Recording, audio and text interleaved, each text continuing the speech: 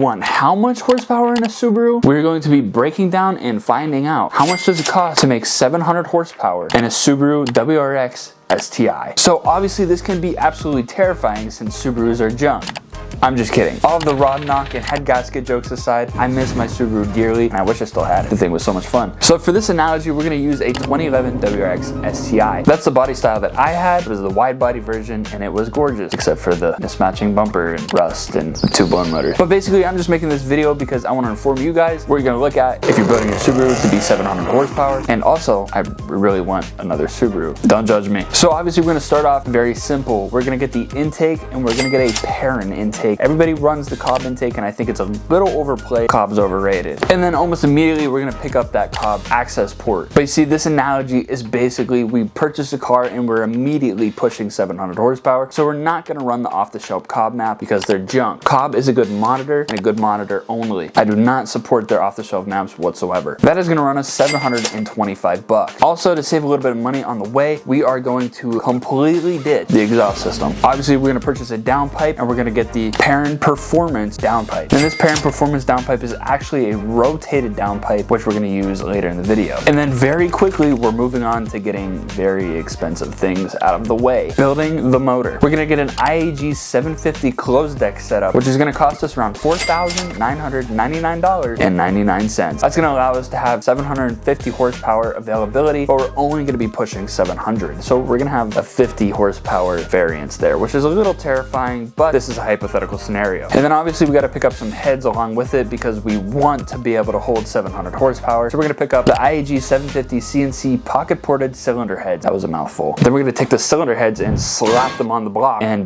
build motor. Yay. Oh yeah, I almost forgot. By the way, the cylinder heads were $3,799.99. And this is the cool part about the STI. Since we have an STI and we have the STI trans, that trans is actually capable of holding over 800 wheels. So we're not touching the trans one bit, and the only thing we're having to touch is the clutches. We're gonna pick up a twin disc competition clutch and flywheel kit, which comes with a 4140 forged flywheel and a 6061 T6 aluminum cover and a 6150 steel diaphragm. And they're rated to hold up to 700 horsepower, along with holding 700 foot-pounds of torque. That's gonna cost us $1,662.49. That's actually not that terrible, I don't think. I don't know. Subarus are expensive though. This is gonna be a pricey list. And while we're still bulletproofing the car, we're gonna pick up the DSS level 4 rear axle, which are capable of holding up to 800 wheel horsepower, which we're not achieving in this video. They cost about $830, and we're gonna go ahead and pick up the front ones as well, which is gonna cost $706 for the fronts.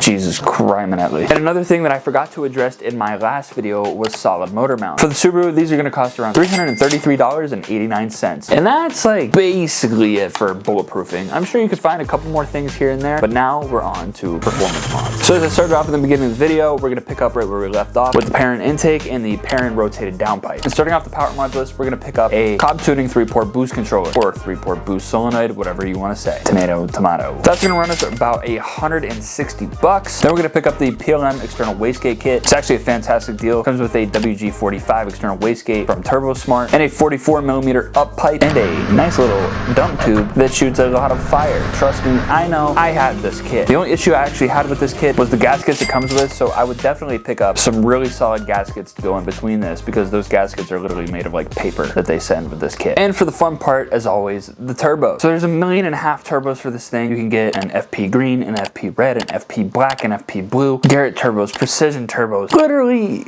everything. They make so many freaking turbos for this thing. But it was hard for me to find a turbo that was still made for the car that we could just bolt on to the rotated kit that makes 700 wheel, but I'm actually starting to think that you might need to do some fabrication. And I'm pretty sure that anything after like 500-600 wheel, you're going full frame. So this might be a full frame turbo, but we have the Garrett GTX 358 2R Gen 2. It costs $2,645.06, and it's rated for 450 wheel all the way up to 850 wheel. So we can tune it all over the place if we want. And next up on the list is fueling. So we need a bunch of stuff for fueling, and thank God that Subi Mods makes an awesome kit for this. It's called an IAG WPT flex fuel system kit, which comes with lines, rails, fuel pressure regulator, ID 1700cc injectors, and a flex sensor, I think, which is about $2,500. After that, we're gonna pick up the Elite Race Fab 450 liter per hour fuel pump, which is capable of pushing the car to 1100 horsepower, but we're not getting anywhere close to that. But on to the next thing, keeping this car cold, because if you don't have cold temperatures and you're just overheating your closed deck, that thing's gonna grenade very quickly. So we're gonna get a precision turbo intercooler, PWR aluminum radiator, thermostat, and that should be good enough to keep it cold. And obviously I forgot to add this in, you need an AOS, preferably the IAG AOS. Subarus absolutely love air oil separators and basically need them to survive. But here we go with some honorable mentions. Obviously gutting the car for a lower time. Oh my god, I almost forgot. We're not running an exhaust because we're fender dumping it. So I don't know, like 100, 200 bucks for fabrication.